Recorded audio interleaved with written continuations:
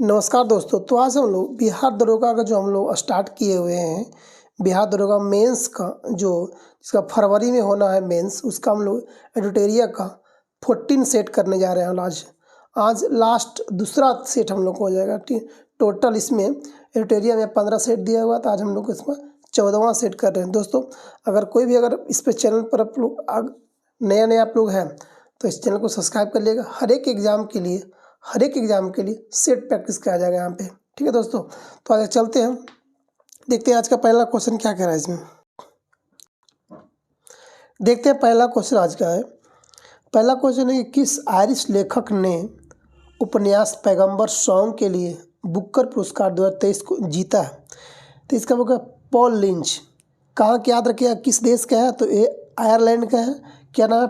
पैगंबर सॉन्ग के दिया गया है। कौन सा पुरस्कार? बुकर पुरस्कार 2023 के लिए। कौन किसको दिया गया? पॉल लिंच को दिया गया। अब देखो, ये जो है ये उपन्यास दिया गया था, क्या था? करा कि भारतीय मूल के लेखिका चेतना मारू ने इनको उपन्यास को वेस्टर्न लेन को इस पुरस्कार के लिए शॉर्ट लिस्ट किया गया था। जी बिल्कुल बात है। आगे देखते हैं, क्वेश्चन नंबर सेकेंड कह रहा है आपको। सेकेंड कह रहा है कि संयुक्त सैन्य अभ्यास मित्र शक्ति 2023 का आयोजन भारत और किस देश के बीच किया गया? तो जो मित्र शक्ति होता है, सबसे मित्र इंडिया को, राम जी का सबसे मित्र कौन था? विभीषण, रावण का भाई। मित्र शक्ति ऐसा याद रखिएगा, मित्र शक्ति भारत और श्रीलंका के बीच। ये कैसा अभ्यास होता है? तो नेवी का अभ्यास है। कैसा? नेवी अभ्यास है, याद रखिएगा। क्वेश्चन नंबर 3 में आते हैं लोग। क्वेश्चन 3 कह रहा है कि राष्ट्रपति द्रौपदी मुर्मू ने नए भारत के लिए नई शिक्षा नाम से राष्ट्रीय शिक्षा अभियान की शुरुआत की जा रही है।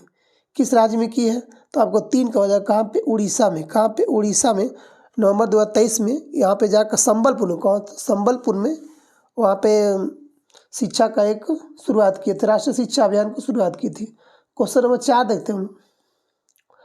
आज का क्वेश्चन नंबर 4 है कि माउंट एवरेस्ट के पास 21,500 फीट स्काई ड्राइव करने वाली पहली महिला कौन बन गई है? सबसे बेस्ट क्वेश्चन है इसमें दिया हुआ कि माउंट एवरेस्ट के पास 21,500 फीट से स्काई ड्राइव करने वाली पहली महिला बन गई शीतल महाजन। कौन है? शीतल महाजन। देखिए क्या कह रहा है इसमें कि भारतीय स्काई ड्राइवर शीतल महाजन ने 13 नवंबर 2023 को विश्व की सबसे ऊंची चोटी, कौन? माउंट एवरेस्ट, 8,848 मीटर ऊंचा है। माउंट एवरेस्ट के सामने 21,500 फीट की ऊंचाई से एक हेलीकॉप्टर से छलांग लगाई है। ऐसा करने वाली यह विश्व की पहली महिला बन गई है शीतल महाजन, शेरनी है। आगे देखते हैं, क्वेश्चन नंबर 5 करा वो। 5 करा कि क्रिकेट से जुड़े बेसबॉल शब्द को हाल ही में किस डिक्शनरी से जोड़ा गया है? किस डिक्शनरी में जोड़ा गया है? तो आपको हो जाएगा किस में जोड़ा गया है? तो आप 5 का होगा कॉलिंग्स। किस में जोड़ा गया है? बेसबॉल को कॉलिंग्स से जोड़ा गया, शामिल किया गया बेसबॉल को किया।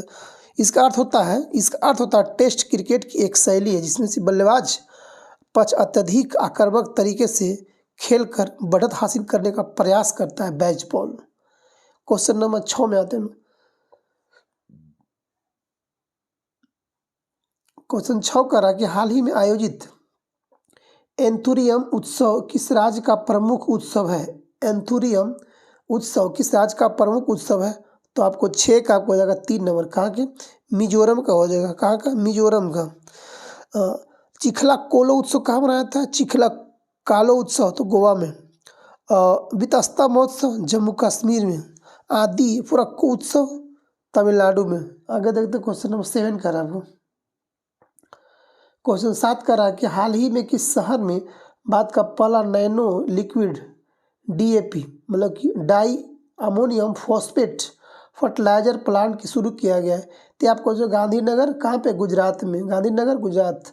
क्वेश्चन नंबर 9 में 8 में आते हैं। एक क्वेश्चन 8 रहा कि हाल ही में मैंगी जी बावेडी लुइस ब्रस और अलेक्सियाई अकीमो को किस क्षेत्र में वर्ष 2023 का नोबेल पुरस्कार दिया गया है? तो आपका हो जाएगा किसमें? 8 का आपको हो जाएगा 3 नंबर। केमिकल के क्षेत्र में दिया गया, रसायन क्षेत्र में दिया गया। आगे देखते हैं क्वेश्चन नंबर 9। क्वेश्चन 9 कह रहा कि आयुष मंत्रालय ने युवाओं को कौशल प्रदान करने के लिए किस मंत्रालय के साथ समझौता ज्ञापन पर हस्ताक्षर किया है? तो 9 का आपको हो जाएगा 1 नंबर ग्रामीण विकास मंत्रालय। आयुष मंत्रालय और ग्रामीण विकास मंत्रालय ने 2023 को कौशल द्वारा ग्रामीण युवाओं को सशक्त बनाने के लिए इस समझौता का हस्ताक्षर किया है। क्वेश्चन नंबर 10 में आते हैं। करा कि भारत G20 2023 शिखर सम्मेलन की मेजबानी कर रहा है। 2023 में कौन कर रहा है G20 की मेजबानी? भारत कर रहा है। तो G20 की 2023 का थीम क्या था? एक पृथ्वी, एक परिवार, एक भविष्य। जी 10 का आपको हो जाएगा 2 नंबर 1 वर्ल्ड 1 अर्थ 1 फैमिली। ठीक है, ये इसका था। अच्छा 2023 का इंडिया में तो हुआ था G20 का। 2024 में कहाँ होगा आपको? ये आपको दिया गया ब्राज़ील का। 2022 में कहाँ हुआ था? बाली इंडोनेशिया में। 23 में आपका हुआ था इंडिया दिल्ली मंडपम दिल्ली मंडपम। आगे देखते हैं क्वेश्चन नंबर 11 का आपको कि करा कि निम्नलिखित में से कौन सी महासागरीय धारा हिंद महासागर से संबंधित है? तो 11 का आपको हो जाएगा अग्लुहास धारा। किसका? अग्लुहास धारा। करे सरगेसो सागर के जल में अटलांटिक महासागर की सर्वाधिक लवणता 37% पाए थे। कितना परसेंट? 37% पाई जाती है। आगे देखते क्वेश्चन नंबर 12 का आपको क्वेश्चन 12 बोल रहा है कि भारत के राष्ट्रपति से संबंधित निम्नलिखित कथनों में से कौन सा कथन सही नहीं? आपका फिर आगे डेंजर क्वेश्चन, कौन राष्ट्रपति के बारे में कौन सही नहीं है? अच्छा देखते हैं। कल वह संसद संगठक भाग है? हाँ बिल्कुल रहती है। वह दोनों सदनों की चर्चा में भाग लेता? नहीं, बिल्कुल नहीं है जी। वह प्रत्येक वर्ष दोनों सदनों की संयुक्त बैठक को संबोधित करती है? बिल्कुल सही बात है। अब अगला कह रहा है कि वह किसी परिस्थिति में अध्यादेश लागू कर सकता है? हाँ बिल्कुल कर सकता है। तो ये होगा 12 का आपका 1 हो जाएगा, 12 का 2 हो जाएगा कि वह दोनों सदनों में चर्चा भाग लेती थी। ये गलत बात है। ये एकल संघीय मंत्री लोकसभा में सदस्य होकर भी राज्यसभा में और राज्यसभा के सदस्य होकर भी लोकसभा में भाषण दे सकते हैं जी। लेकिन मतदान जिस सदन के सदस्य होते हैं उसी सदन में करते हैं जी। लेकिन मतदान उसी सदन के सदस्य होते हैं उसी सदन में मतदान कर सकते हैं। मान्यवादी दोनों सदनों में भाग ले सकते हैं लेकिन मतदान नहीं कर सकते हैं। कौन? भारत का मान्यवादी। क्वेश्चन नंबर 13 आते हैं। क्वेश्चन आज का 13 हम लोग को हो गया कि पंचायती राज व्यवस्था में शासन प्रणाली की संरचना क्या है? तो 13 का आपका आंसर होगा 3 नंबर की ग्राम, खंड और जिला स्तर पर स्थानीय शासन की त्रिस्तरीय पंचायत संरचना किया गया है। बलवंत राय मेहता समिति कब किया था? 1957 में किया गया था। याद रखिए 1957 में किया गया था। आगे देखते हैं हम लोग क्वेश्चन नंबर 14। क्वेश्चन 14 का आपको कि संविधान संशोधन द्वारा दिल्ली को राष्ट्रीय राजधानी क्षेत्र का दर्जा दिया गया है। तो 14 का आपको हो जाएगा 69वां संविधान संशोधन द्वारा कब? 1991 में। कब? 1991 के द्वारा दिल्ली को राष्ट्रीय राजधानी का दर्जा दिया गया है। आगे देखते हैं क्वेश्चन नंबर हम लोग 15 में आते हैं। क्वेश्चन 15 का आपको केंद्र राज्यों के बीच होने वाले विवादों का निर्णय करने की भारत के उच्चतम न्यायालय की शक्ति किसके अंतर्गत आती है? तो आपको होता है 15 का आपको हो जाएगा 3 नंबर। ये आपको मूल अधिकार के अंतर्गत आता है। जो भी अगर विवाद होता है तो सर्वोच्च न्यायालय इसको क्या करते हैं? मूल अधिकार के अंतर्गत आता है। आगे देखते हैं क्वेश्चन नंबर 15।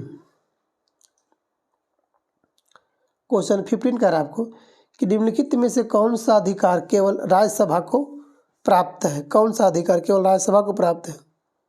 तो नई अखिल भारतीय सेवाओं को सृजित करने की संस्तुति केवल राज्यसभा को दिया गया है। क्वेश्चन नंबर 17 में आते हैं। 17 करा कि 9 अगस्त 2021 को राज्यसभा द्वारा केंद्रीय विश्वविद्यालय विधेयक 2021 पारित किया गया। यह विधेयक किस अधिनियम में संशोधन करता है? तो आपको क्वेश्चन नंबर 17 का हो जाएगा 3 नंबर केंद्रीय विश्वविद्यालय अधिनियम 2009 को संशोधन करती है। क्वेश्चन नंबर 18 में आते हैं। 18 कर आपको कि संविधान संशोधन के अंतर्गत राष्ट्रीय आपात स्थिति लागू करने के लिए आंतरिक अशांति के स्थान पर सशस्त्र विद्रोह का आधार रखा गया था।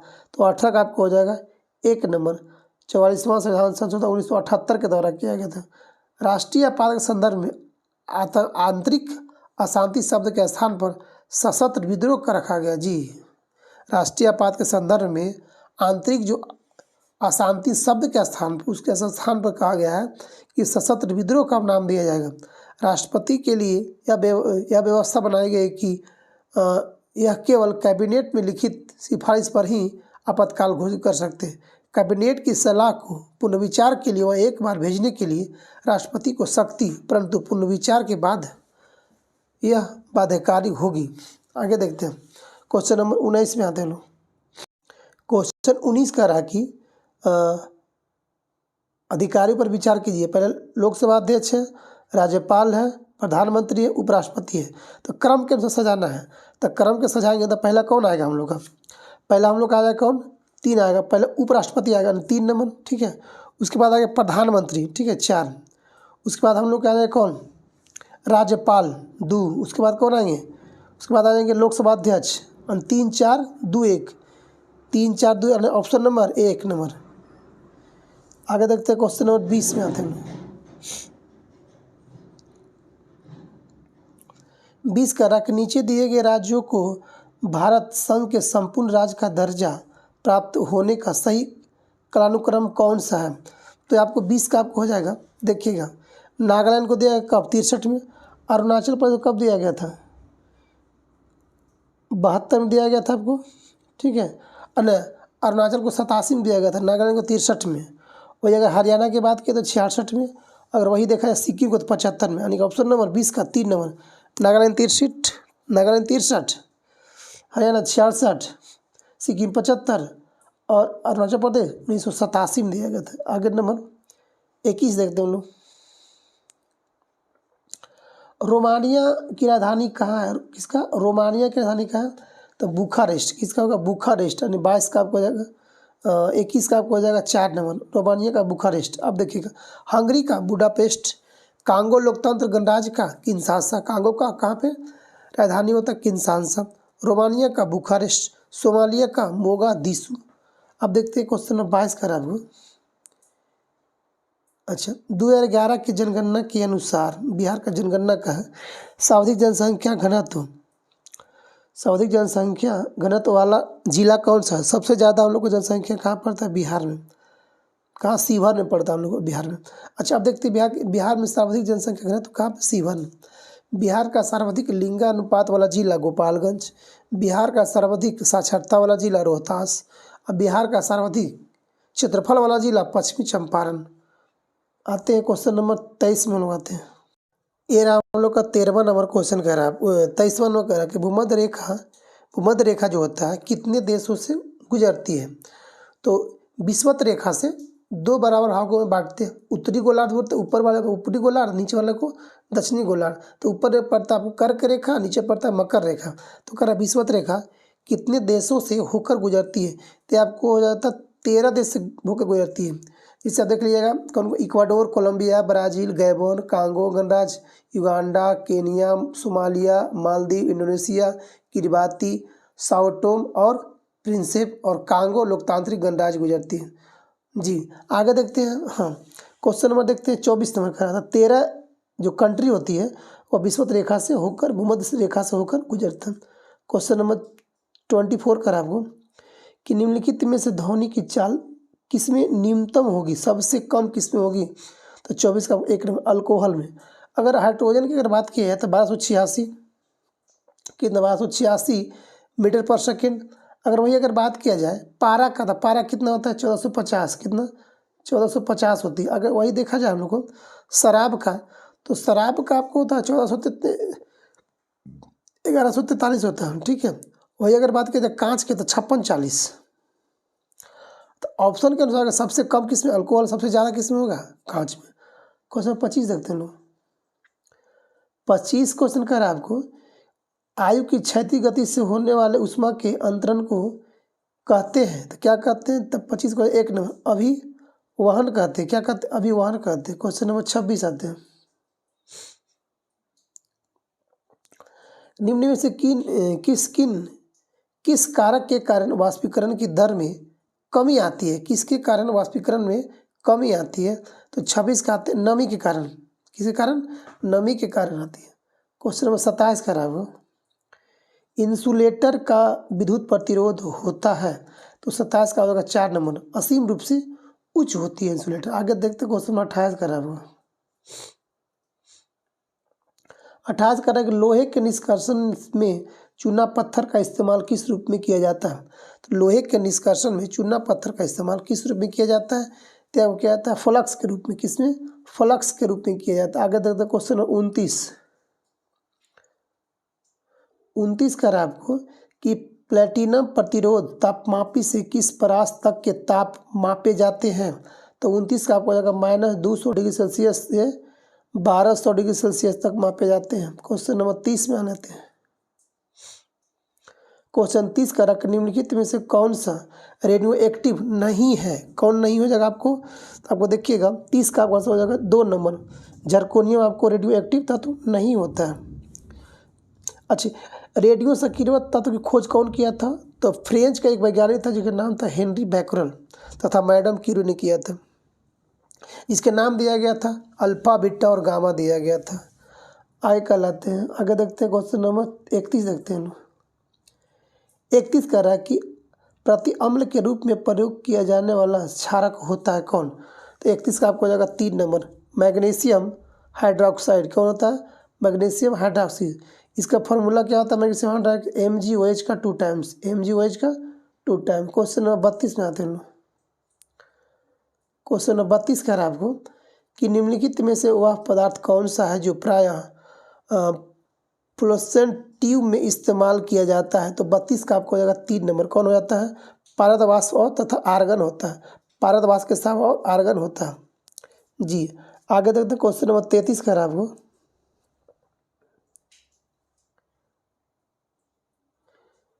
क्वेश्चन नंबर 33, क्वेश्चन 33 का रहा कि पायरुवेट का कार्बन डाइऑक्साइड पानी और ऊर्जा देने के लिए विघटन होता है। तो 33 का आपका 1 नंबर, माइटोकॉन्ड्रिया। क्या होता है? माइटोकॉन्ड्रिया। आगे देखते हैं क्वेश्चन नंबर 34। क्वेश्चन नंबर 34 का रहा कि नागफनी के पौधे में प्रकाश संश्लेषण निम्नलिखित में से किस भाग में होता है। तो 34 का आपको 1 नंबर, तने में होता है। कहाँ पे होता है? तने में। क्वेश्चन नंबर 35, क्वेश्चन 35 का रहा कि अनुवांशिकीय चिकित्सा के अंतर्गत अनुवांशिक विकार के साथ पैदा हुए बच्चों के उपचार हेतु जीवन की व्यक्ति के किस भाग से लिया जाता है। तो 35 का आपको हो जाएगा 3 नंबर, कोशिका से। किससे होता है? कोशिका से। क्वेश्चन नंबर 36 में आते हैं हम लोग। क्वेश्चन 36 का रहा कि किसके अवशोषण में विटामिन सी मदद करता है। हाँ, किसके अवशोषण में विटामिन सी मदद करता है। तो 36 का हो जाएगा किसमें? 2 के लौह में मदद करता है। क्वेश्चन नंबर 37 में आते हैं लोग। क्वेश्चन 37 का रहा कि निम्नलिखित में से कौन सा लार सलाइवा का लाभ नहीं होती है। तो 37 का 2 नंबर हो जाएगा। यह शरीर में आरबीसी को वृद्धि नहीं करती है। यह क्या क्या करती है? यह निगलने में मदद करता है, आरबीसी जिसको सलाइवा कहते हैं। यह मुख या दांतों को साफ करती है। यह होठों तथा जिह्वा की गति को अनुकूल बनाकर बोलने में मदद करती है। कौन? लार्वा, इसे बोलते हैं सलाइवा। देखते हैं क्वेश्चन नंबर 38। क्वेश्चन 38 का रहा कि यदि माइटोकॉन्ड्रिया काम करना बंद कर दे तो कोशिका में कौन सा कार्य नहीं हो सकेगा। आपको भोजन का ऑक्सीकरण आपको नहीं होगा। 3-4 हो जाएगा। और तो इसका भोजन का ऑक्सीकरण नहीं हो पाएगा। क्वेश्चन 39 का रहा आपको अमीबा में भोजन का पाचन होता है। अमीबा में भोजन का पाचन होता है। तो 39 का 1 नंबर, भोजन की रीतिका से। किससे होता है? भोजन की रीतिका से होता है। क्वेश्चन नंबर 40 में आते हैं हम लोग। 40 कह रहा है कि 2 तंत्रिका कोशिकाओं के मध्य खाली स्थान को कहते हैं। तो क्या कहते हैं इसको? 40 का 1 नंबर, सिनेप्स कहते हैं। क्या बोलते हैं? सिनेप्स। क्वेश्चन में आते 41 यानी 41 में आते हैं। कह रहा है कि आर्य सभ्यता में मनुष्य के जीवन की आयु के आरोही क्रमानुसार निम्नलिखित चरणों में से कौन सा विकल्प सही आपको हो जाएगा। तो 41 का आपको हो जाएगा 1 नंबर, ब्रह्मचर्य, गृहस्थ, वानप्रस्थ, उसके बाद सन्यासी बनेगा जी। पहले ब्रह्मचर्य होगा, उसके बाद घर छोड़ देगा, उसके बाद जंगल में रहेगा तो सन्यासी कहला जाएगा। अब आते 42। 42 कह रहा कि आरंभिक वैदिक काल में वर्ण व्यवस्था आधारित थी। किस पे आधारित थी? तो ब्याज का हो जाएगा 3 नंबर, व्यवसाय पे। जो लोग पहले काम करता था उसी के आधार पर उन लोगों का वर्ण व्यवस्था दिया गया था। एक ही परिवार के लोग अलग अलग व्यवसाय में जुड़े थे पहले। ऋग्वेद के 9वें मंडल के एक स्थान पर उल्लेख मिलता है कि मेरे पिता वैद्य हैं और मेरी माता चक्की चलाने वाली एक है और मैं कवि हूँ। क्या कह रहा है कि मेरे पिता वैद्य हैं, मेरी माता चक्की चलाने वाले काम करती और मैं कवि हूँ जी। तो कह रहा कि आरंभिक काल में सब अलग अलग बांटा गया था। 43 देखते क्वेश्चन कर रहा है आपको कि धातु से बने सिक्के सबसे पहले प्राप्त हुए थे कब? तो 43 हुआ था, ये आपको मिला था बौद्ध काल में। कब? बौद्ध काल में। 44 में आते हैं। आगे देखते क्वेश्चन नंबर 46 बोल रहा है कि मगध के राजवंशों को उसके कर्मानुसार व्यवस्थित लिखिए। अच्छा अच्छा कब से कौन लड़ा था? तो पहले कौन आएगा? तो पहले आपको आ जाएगा इसमें आ जाएगा हर्यक वंश। हर्यक वंश कब था? तो 544 से लेकर ये आपको 412 तक था। 412 ईस्वी पूर्व में था, ठीक है। उसके बाद आपको आएगा शिशुनाग वंश, क्योंकि हसीन मासुक था। हसीन मासुक, ठीक है। तो ये आपको हो जाएगा शिशुनाग वंश हो गया आपको 412 से लेकर 345 ईस्वी पूर्व तक। उसके बाद आया था नंद वंश, ये कब था? तो ये था 345 से लेकर 322 ईसा पूर्व तक। उसके बाद आया था मौर्य वंश 322 ईसा पूर्व से लेकर 184 ईसा पूर्व तक। क्वेश्चन नंबर 3 आएगा 4-4-4-2-1-3। आगे देखते हैं क्वेश्चन नंबर 45 कर अशोक के अधीन मौर्य राजतंत्र का सबसे सही वर्णन निम्नलिखित में से कौन सा होगा? तो 45 का 1 नंबर प्रबुद्ध स्वेच्छाचारी शासन। 46 में आते हैं। 46 का आपको बोल रहा है कि अच्छा सभी को मिलाना है, निम्नलिखित में कौन सा आपको सही हो जाएगा? 46 में आते हैं। 46 में कौन आपको सही मिलाया हुआ है? अच्छा ये कह रहा है आपको कि सुल्तान अहमद गजनी सोमनाथ को लूटा था। जी बिल्कुल। मोहम्मद गौरी सिंध को विजय किया नहीं, गलत बात है। अलाउद्दीन खिलजी बंगाल को विद्रोह किया था, गलत बात। मोहम्मद तुगलक चंगेज खां का आक्रमण की, गलत बात। यानी कि इसका केवल आपको हो जाएगा 1 नंबर सही हो जाएगा। 1 नानी का ऑप्शन नंबर सी इसका सही हो जाएगा कि जो सुल्तान गजनी था वो सोमनाथ को लूटा था। कौन? महमूद गजनी। 3 नंबर। 47 में आते हैं लोग। 47 में आप क्या करना है? मिलाना है। अच्छे देखते हैं। अब का तुलकाबाद है। कौन है? तुलकाबाद है। तो सूची 1 सूची 2 को मिलाना है। तो तुलकाबाद में कौन था? तुलकाबाद किला में कौन था? गयासुद्दीन तुगलक। 1 का 4 नंबर। अच्छा लाल किला कौन बनाया था? तो शाहजहाँ। कौन बनाया था? शाहजहाँ। अच्छा अब देखना है पुराना किला कौन बनाया था? शेरशाह सूरी। बिहार का शेर था ये। अच्छा सीरी का किला कौन बनाया था? अलाउद्दीन खिलजी। आगे देखते हैं क्वेश्चन नंबर 48।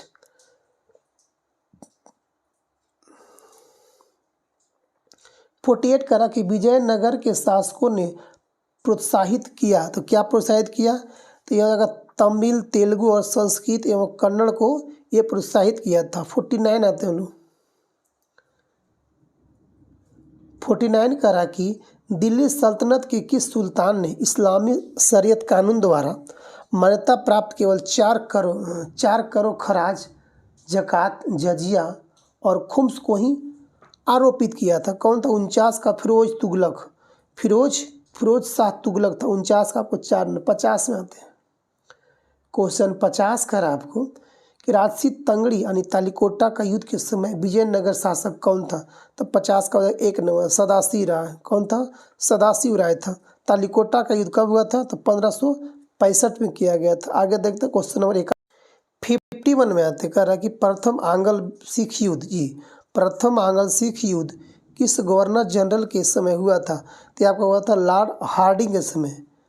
लॉर्ड हार्डिंग कब हुआ था प्रथम सिख युद्ध? तो 1845 से लेकर 46 के बीच हुआ था, ठीक है। और दूसरा जो हुआ था 1848 से 49 के बीच में। जी दूसरा हुआ था 1849 में किया गया था। तो पहला 51 का 1 नंबर आते हैं। क्वेश्चन नंबर 52 में आते हैं लोग। यही आपको इंटरेस्टिंग क्वेश्चन होगा, भारत छोड़ो आंदोलन से था कि भारत छोड़ो आंदोलन के दौरान किन किन जगहों पर समानांतर सरकार की स्थापना किया गया था? कहाँ पे? बलिया में किया गया था। पहला बात है आपको ये किया गया था बलिया में, पहला सतारा में, सतारा बाद आपको किया गया था बलिया में किया गया था। अब बलिया के बाद किया था कहाँ पे? मिदनापुर। अब देखते हैं सतारा 1942 में जो भारत छोड़ो आंदोलन के दौरान उत्तर प्रदेश के बलिया, बंगाल के मिदनापुर जिले में तालमुख सरकार की और एवं मुंबई के सतारा जिले में समानांतर सरकार की स्थापना की गई थी। आगे देखते हैं इसका आंसर कौन हो जाएगा? 52 का आपका 3 नंबर हो जाएगा। 1 3 1 2 3 जी। आगे देखते हैं क्वेश्चन नंबर 53 कह रहा है आपको, 53 कह रहा है क्वेश्चन, कह रहा है कि द रॉयल्स मोहम्मडम, क्या क्वेश्चन है? द रॉयल्स मोहम्मडम ऑफ इंडिया निम्नलिखित में से किसका एक समाचार पत्र था? तो 53 का होगा 4 नंबर सैयद अहमद खान। किसका था? सैयद अहमद खान। इन्होंने 1875 में मोहम्मडन एंग्लो ओरिएंटल कॉलेज का स्थापना किया था, जो बाद में अलीगढ़ विश्वविद्यालय का नाम हो गया था। आगे आए 54 में आते हैं। 54 है 1857 का विद्रोह निम्न स्थानों पर हुआ था, उसका सही क्रम कौन सा होगा? तो 54 में हम आते हैं। पहला है इसमें करा दी 57 में, तो पहला हुआ था 4 बैरकपुर में हुआ था पहला बार। उसके बाद किया गया था आपको मेरठ में हुआ था। उसके बाद अब किया गया था कहाँ पे? उसके बाद किया गया था झांसी में। उसके बाद आया उसके बाद दिल्ली गया था, बैरकपुर, मेरठ, दिल्ली। उसके बाद आया था आपको कहाँ पे? ये गया था आपको झांसी में गया था जी। अब देखना है कि 1857 के विद्रोह सर्वप्रथम 29 मार्च 1857 को बैरकपुर में शुरू किया गया था। 10 मई 1857 को मेरठ में विद्रोह हुआ और 12 मई 1857 को मेरठ के विद्रोही सैनिक दिल्ली पहुंच चुके थे और जून 1857 में झांसी में विद्रोह हो गया था। आगे हैं 55 में आते हैं हम लोग, तो आपको इसमें 54 का आंसर आपको हो जाएगा 4 नंबर 4 2 3 1। 55 में आते हैं क्वेश्चन नंबर कह रहा है आपको 55 कह रहा है कि किस चार्टर एक्ट से चीन के साथ ईस्ट इंडिया कंपनी का व्यापार एकाधिकारी समाप्त हो गया था? जी ये अच्छा क्वेश्चन है, बहुत सुंदर क्वेश्चन है। तो 55 का इसका 3 हो जाएगा आपको। 1833 के चार्टर एक्ट के द्वारा कंपनी के व्यापार एकाधिकार को समाप्त कर दिया गया था। ठीक है, आगे देखते हैं क्वेश्चन नंबर 56 में आते हैं। 56 कह रहा कि भारत में अर्थशोधन, क्या कर भारत में अर्थशोधन निवारण अधिनियम कब से लागू हुआ था? तो आपको 2005 से। कब किया गया था? 2005। इसका मुख्य उद्देश्य है काले धन को सफ़ेद करना है। इसका क्या मुख्य उद्देश्य है? काले धन को सफ़ेद करना, अर्थशोधन। ठीक है, आगे देखते क्वेश्चन नंबर 57। क्वेश्चन 57 करा कि भारत सरकार ने अखिल भारतीय थोक कीमत सूचकांक के लिए आधार वर्ष 2005 से बदलकर किस वर्ष बनाया गया? अच्छा क्वेश्चन है, बहुत इंटरेस्टिंग क्वेश्चन आपको इसमें हो गया। किसको बनाया गया? तो 11/12 को बनाया गया। सबसे बेस्ट क्वेश्चन है इकोनॉमी का। आगे देखते क्वेश्चन नंबर 58 करा आपको 58 करा कि निम्नलिखित में से कौन सा उपागम प्रोफेसर अमर्त्य सेन से संबंधित है? तो 58 का हो जाएगा 2 नंबर सक्षमता उपागम। क्या है? सक्षमता उपागम। प्रोफेसर अमर्त्य सेन कल्याण के क्षेत्र में इनको नोबेल पुरस्कार 1998 में दिया गया था। कब दिया गया था? 1998। अब आते क्वेश्चन नंबर 59 में आते कह रहा कि 5वां पंचवर्षीय योजना कब शुरू किया गया था? 5वां को शुरू किया गया था कब? तो आप कह जाएगा अच्छा कौन कौन आपको इसमें सही सम्मिलित है ये देखना है। देखिएगा हम लोग तो कह रहा कि 5वां पंच योजना कब शुरू किया था? 1974 में। ये ठीक है। दूसरा किया गया था आपको कब? 56 में। ठीक है। 8वां कौन किया था? अब 8वां हुआ था 92 में और 7वां हो गया था 85 में। ठीक है, 8वां कब किया गया था? 92 में और 7वां किया गया था आपको 85 में। देखते क्वेश्चन और आगे। तो आंसर हम लोग हो जाएगा 1 2 4 3। ठीक है, 1 2 4 3। आगे देखते क्वेश्चन नंबर 60 देखते हैं हम लोग। कल विश्व जल संरक्षण दिवस कब मनाया जाता है? तो 60 का आपको हो जाएगा 22 मार्च को। कब? 22 मार्च को। और 22 मार्च को हम लोग क्या मनाते हैं? बिहार दिवस मनाते हैं। तो 2023 का जल संरक्षण दिवस का थीम क्या था? Accelerating change. क्या करना? एक्सेलरेटिंग चेंज करना है। 2023 में से वाटर डे को बी द चेंज अभियान के तहत मनाया गया था। बी द चेंज के अभियान के तहत।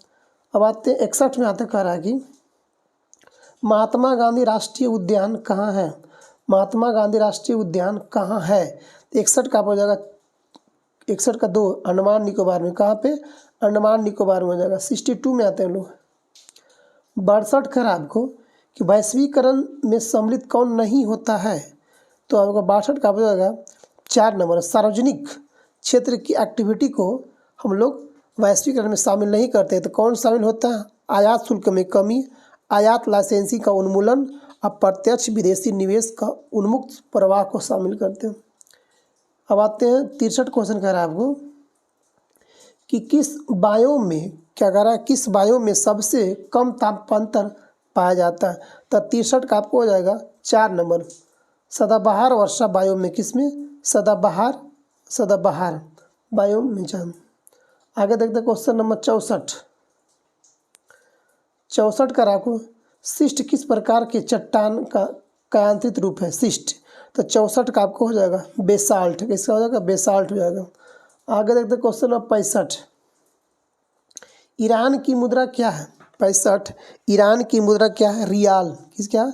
रियाल हो जाएगा। अब देखते हैं कुवैत का राजधानी क्या होता है? Kuwait city. ईरान का राजधानी क्या होता है? तेहरान। इराक का बगदाद, बहरीन का मनामा, मंगोलिया का उलान बटोर और मलेशिया का कोलालमपुर। अब बताइएगा मलेशिया का करेंसी क्या होता है? रिंगिट होता है। क्या होता है? रिंगिट। ठीक है। और बहरीन का मुद्रा क्या होता है? दिनार होती है। क्वेश्चन नंबर 66 में आते हैं लोग। क्वेश्चन 66 का आपको कि वर्षा का संचयन की वह कौन सी विधि है जिससे व्यक्तिगत घर में मालिकों द्वारा अपनाया जा सकता है, तो 66 का हो जाएगा 4 नंबर। रूफ टॉप वर्षा जल संचयन। जी, सरकार इसको मालिकों द्वारा बनाया जा सकता है। रूफ टॉप वर्षा जल संचयन। आते हैं क्वेश्चन नंबर 67 में आते हैं। क्वेश्चन 67 का आपको कि लद्दाख पर्वत श्रेणी निम्न में से हिमालय के किस भाग में स्थित होते हैं, तो 67 का हो जाएगा 3 नंबर। ट्रांस हिमालय में। कहाँ पे? ट्रांस हिमालय में। 68 में आते कह रहा कि ईरी झील एवं मिशिगन झील, ईरी झील और मिशिगन झील को जोड़ने वाली कौन सी नहर होती है, तो आपको 68 का हो जाएगा 2 नंबर। ईरी नहर। कौन जोड़ती है? ईरी नहर। अब आते 69 नंबर का आपको 69 का रहा कि नाओरी घाटी, चुम्बी घाटी कहाँ है? अच्छा हाँ, तो देखते हैं नेवारी घाटी कहाँ पर हो जाएगा? नेवारी घाटी अब कहाँ पे? आसाम में हो जाएगा। नेवारी कहाँ पे? आसाम में हो जाएगा। आगे देखते हैं चुम्बी घाटी कहाँ हो जाएगा, तो आपको तिब्बत में हो जाएगा। ठीक है, कहाँ पे? तिब्बत आपको हो जाएगा। आगे देखते हैं दुजुक घाटी कहाँ है, तो दुजुक घाटी आपको हो जाएगा नागालैंड में। याद रखिएगा कहाँ? नागालैंड में हो जाएगा। अच्छा, युमथांग घाटी कहाँ है, तो सिक्किम में। याद रखिएगा कहाँ पे? युमथांग घाटी सिक्किम में, तुजुक घाटी नागालैंड में, चुम्बी घाटी तिब्बत में और नौरा घाटी आसाम में। अब देखते हैं क्वेश्चन नंबर आज का 70 क्वेश्चन 70 में आते हैं। 70 का रहा कि निम्न में से कौन सी जल संधि इंग्लिश चैनल और उत्तरी सागर को आपस में जोड़ता है, तो 70 का हो जाएगा डोवर जल संधि। कौन? डोवर जल संधि जोड़ता है। 70 का हो जाएगा 3 नंबर। 71 में आते हैं लोग। 71 का आपको कि सतपुड़ा पर्वत श्रृंखला ताप्ती तथा इस नदी के बीच होती है। किस नदी के बीच? तो 71 का हो जाएगा नर्मदा नदी के बीच। नर्मदा। 71 का आपको 1 नंबर हो जाएगा। आगे देखते बोलते हैं क्वेश्चन नंबर 72 आते हैं लोग। क्वेश्चन 72 बोल रहा है आपको कि विश्व का सर्वोच्च पर्वत शिखर माउंट एवरेस्ट हिमालय के किस भाग में स्थित है, तो 72 का आपको हो जाएगा 1 नंबर। बृहत हिमालय में। किसमें? बृहत हिमालय में माउंट एवरेस्ट स्थित होती है। अच्छा हाँ, अब करा कि बृहत हिमालय सभी चोटी होता है। अब सर्वाधिक ऊंची चोटी माउंट एवरेस्ट। इसके अलावा कंचनजंगा, धौलागिरी, अन्नपूर्णा, मकालू, नंदा देवी भी इसी श्रेणी में आते हैं। बृहत हिमालय, मध्य हिमालय, बृहत हिमालय, मध्य हिमालय, हिमालय से इन सेंट्रल थर्स्ट बार अलग किया जाता है। Question number 73। क्वेश्चन 73 में आते हैं कह रहा कि भारत वन स्थिति रिपोर्ट 2021 के अनुसार सर्वाधिक वनावरण प्रतिशत वाले निम्नलिखित राज्यों का सही आरोही क्रम निम्न से कौन सा है? अवरोही क्रम कौन सा? 73 का देखिएगा। मिजोरम कब क्या? अच्छा क्या करा साहब? अच्छा वन के अनुसार तो सबसे अधिक कहाँ हो जाएगा आपको? मिजोरम में। उसके बाद कहाँ पे? अरुणाचल प्रदेश में। उसके बाद कहाँ पे? मेघालय में। उसके बाद कहाँ पे? आपको मणिपुर में। मिजोरम, अरुणाचल प्रदेश, उसके बाद मेघालय, उसके बाद मणिपुर। सबसे अगर वन देखा जाए तो 84% आपको पाया था कहाँ पे? मिजोरम में। 84.83 आपको हो जाता है 53। 3 नंबर 73 के। क्वेश्चन नंबर 74 में बनवाते हैं। 74 का राखी भारत का विशालतम समुद्र तट है। भारत का विशालतम समुद्र तट है 74 का, आपको 3 नंबर। 74 का 3 नंबर तमिलनाडु का, किसका? तमिलनाडु का। 75 क्वेश्चन में आते हैं। बेंगुला की धारा, बेंगुला जलधारा है कहाँ पे है? तो 75 का 3 नंबर। दक्षिण अफ्रीका के पश्चिमी तट पर प्रवाहित होने वाले ठंडी जलधारा को बेंगोला की धारा कहते हैं। 76 में अनुवाते हैं क्वेश्चन नंबर 76 का आपको कि निम्नलिखित कौन सा युग्म सही इसमें आपको नहीं है? यह स्थानीय पवन है और एक देश होता है। अच्छा, चिनूक कहाँ चलती है? चिनूक यूएसए में, बिल्कुल सही बात आपको यहाँ, ठीक है। फोन कहाँ चलती है? यूएसए में, भी सही आपको जाएगा। सिराको कहाँ चलता है? तो सिराको जो चलता है ये कहाँ चलता है जी? क्वेश्चन नंबर देखते हैं 3 का आपको। सिराको कनाडा के और लू का भारत में। तो लू तो भारत में चलता है बट सिराको आपको कनाडा में नहीं चलती है। सिराको सहारा मरुस्थल से, सहारा मरुस्थल में भूमध्य सागर की ओर आने, कह रहा कि सिराको जो है सहारा मरुस्थल में भूमध्य सागर की ओर चलने वाली गर्म शुष्क तथा रेत युक्त हवा को सिराको कहलाती है जी, सहारा मरुस्थल का।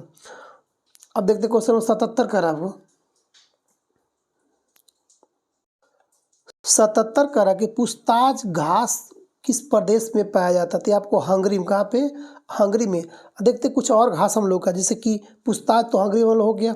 पंपास का दक्षिण अमेरिका का अर्जेंटीना में। प्रेरी उत्तरी अमेरिका में, ठीक है, उत्तरी अमेरिका का अमेरिका में। स्टेपी एशिया में। अच्छा, डाउन्स ऑस्ट्रेलिया में। कैंटबरी न्यूजीलैंड में। सवाना अफ्रीका में। तो याद रखिएगा, ये आपको 5-6 घास बता दिए, ठीक है। अब देखते क्वेश्चन नंबर 78 में हम आते हैं। 78 का आपको कि बिहार पंचायती राज अधिनियम 2006 में 2 ग्राम सभा की बैठकों के बीच अधिकतम कितनी अवधि होना चाहिए? कितनी अवधि होना चाहिए? तो 78 का आपको 3 महीना, यानी कि 3 महीना में ग्राम सभा अधिकतम कितनी अवधि होना चाहिए? 3 महीना में एक बार मीटिंग होना चाहिए, यानी कि साल भर में कम से कम 4 मीटिंग तो होना ही होना चाहिए, जरूर एकदम 4 मीटिंग, ठीक है। 3 महीने का। आगे देखते क्वेश्चन 79 का आपको। बिहार या उत्तर प्रदेश राज्यों की सम्मिलित योजना कौन सी होती है? तो गंडक योजना। कौन कौन? गंडक परियोजना जो है बिहार और यूपी के दोनों किया था। इस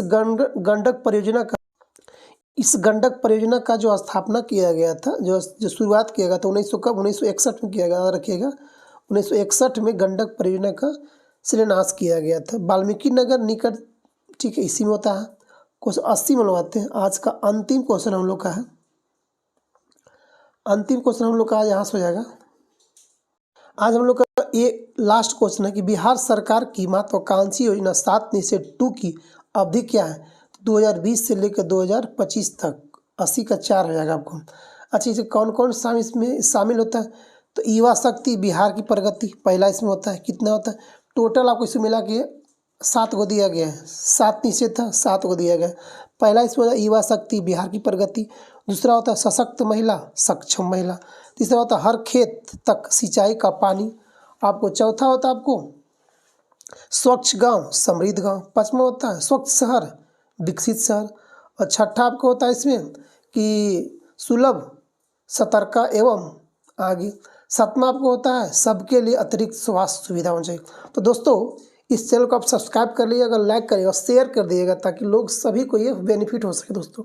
तो आज का हम लोग का ये चैनल ये आपको सेट हमको समाप्त होता है। थैंक यू, धन्यवाद दोस्तों। जय हिंद, जय भारत।